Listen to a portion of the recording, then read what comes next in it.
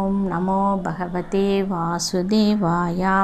ஹரே கிருஷ்ணா தமிழ் சமையல் சேனலில் இணைந்திருக்கும் அனைத்து பக்தர்களுக்கும் என்னுடைய பணிவான வணக்கத்தை தெரிவித்துக் கொள்கிறேன். இன்றைக்கி நம்ம பகவானுக்கு நெய்வேத்தியமாக செய்ய போகிறது காலை டிஃபனுக்கு இட்லி, பூரி, சப்பாத்தி எல்லாத்துக்குமே தொட்டுக்கிறதுக்காக ரொம்ப ஈஸியாக எளிதாக செய்யக்கூடிய பேபிகார்ன் மசாலா கிரேவி. அது எப்படி செய்கிறது, அதுக்கு தேவையான பொருள் என்னென்னங்கிறத இப்போ பார்க்கலாம். இப்போ குக்கர் அடுப்பில் வச்சுக்கலாங்க. அடுப்பை பற்ற வச்சுக்கலாம். இப்போ 3 ஸ்பூனு கடலை எண்ணெய் ஊற்றிக்கலாம்.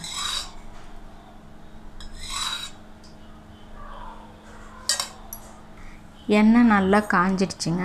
இப்போ நம்ம கடுகு மட்டும் போட்டுக்கலாம். இதுக்கு கடலைப்பருப்பு, உளுந்து பருப்புலாம் போடக்கூடாது. கடுகு நல்லா பொரியுது பாருங்கள்.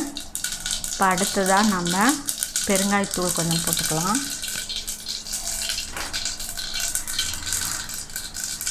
கடுகு நல்லா பொரிஞ்சு வந்ததுக்கப்புறம் 2 பச்சை மிளகா இந்த மாதிரி கீனிட்டு இதையும் போட்டுக்கலாம். போட்டு 2 கிளறி விட்டுட்டு தக்காளி பழம் சின்ன தக்காளி பழமாக 2 எடுத்து சின்னதாக கட் பண்ணி வச்சுருக்கேன், அதையும் போட்டுக்கலாம். நல்லா தக்காளி பழம் கூலாக ஆகிற வரைக்கும் நல்லா கிளறி விடுங்க. தக்காளி பழம் நல்லா கொலன்னு வெந்து வரணும். 1/2 ஸ்பூனு மஞ்சத்தூள்,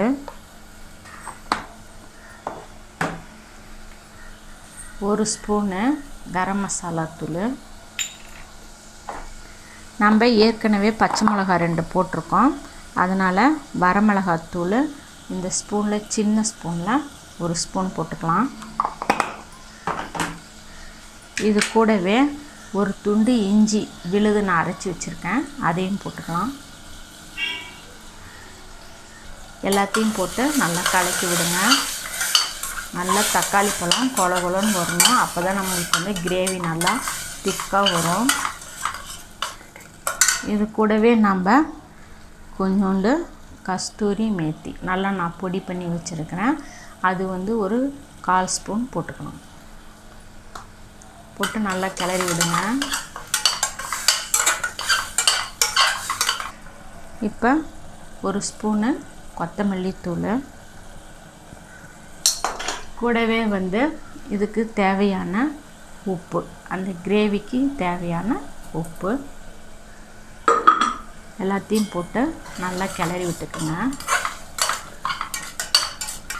பாருங்கள் தக்காளி பழம் நல்லா வெந்துடுச்சு. இது கூட வந்து நான் காஷ்மீர் மிளகாய் வந்து நேரத்துக்காக 2 ஸ்பூன் போட்டிருக்கேன்.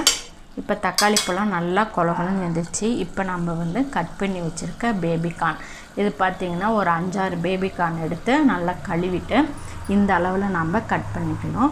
இதுக்கு மேலே பெருசாக கட் பண்ணிடாதீங்க. இந்த சைஸ் பண்ணால் தான் நம்மளுக்கு அந்த ஒரு சவுண்ட்லேயே நல்லா வெந்து வரும்.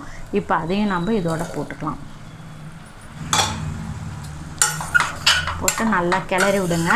அந்த தக்காளி கிரேவிலாம் வந்து அந்த பேபிகார்னோட நல்லா மேட்ச் ஆகணும். அது வரைக்கும் நல்லா கிளறி விடுங்க. கிளறி விட்டுட்டு நம்ம வந்து அடுப்பை ரொம்ப குறைவாக வச்சு ஒரு தட்டம் போட்டு மூடிடணும்.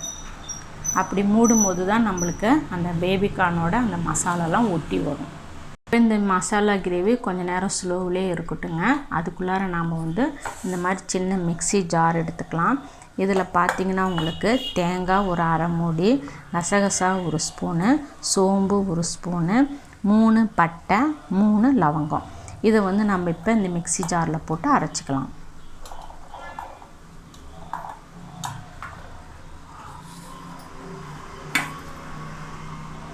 அவ்வளோதாங்க. இப்போ அது கூட வந்து நான் பாருங்கள் ஒரு 10 முந்திரி போல் எடுத்து தண்ணியில் 10 நிமிஷம் ஊற வச்சுருக்கேன், அதையும் நம்ம இதோட போட்டுக்கலாம். இதுக்கு வந்து கொத்தமல்லி தூள் இதெல்லாம் எதுவுமே தேவையில்லை, ஏன்னா நம்ம ஏற்கனவே அந்த மசாலாவில் போட்டுட்டதுனால இதில் எதுவும் தேவையில்லை.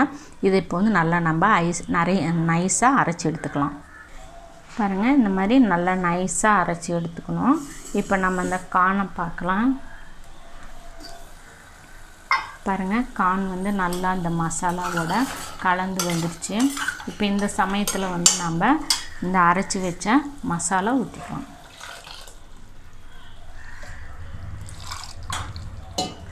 நிறைய தண்ணி விட்டுடாதீங்க, ஏன்னா நம்ம குக்கரில் வைக்கிறதுனால நிறைய தண்ணி விட வேண்டியதில்லை. இப்போ இதை நல்லா கலந்துக்கலாம்.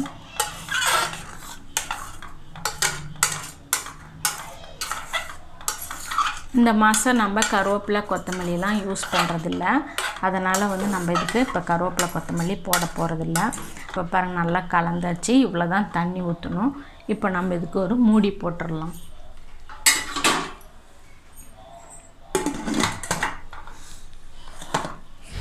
குக்கர் மூடி போட்டு விசில் போட்டுடலாங்க. ஒரே சவுண்டு தான், நம்ம அடுப்பை ஆஃப் பண்ணிடணும். இப்போ ஒரு சவுண்டு வந்துருச்சுங்க. இப்போ நம்ம மூடி எடுத்துகிட்டு பார்க்கலாம். பாருங்கள் நல்லா கிரேவி வந்துருச்சு. இந்த மாதிரி தான் இருக்கணும். ரொம்ப தண்ணி மாதிரியும் இருக்கக்கூடாது, அதே சமயத்தில் ரொம்ப கெட்டியாகவும் இருக்கக்கூடாது. இந்த மாதிரி இருந்தால் தான் நம்மளுக்கு தொட்டு சாப்பிட்றதுக்கு நல்லாயிருக்கும். இப்போ இது வந்து வேறு ஒரு ட்ரேவுக்கு மாற்றிடலாம்.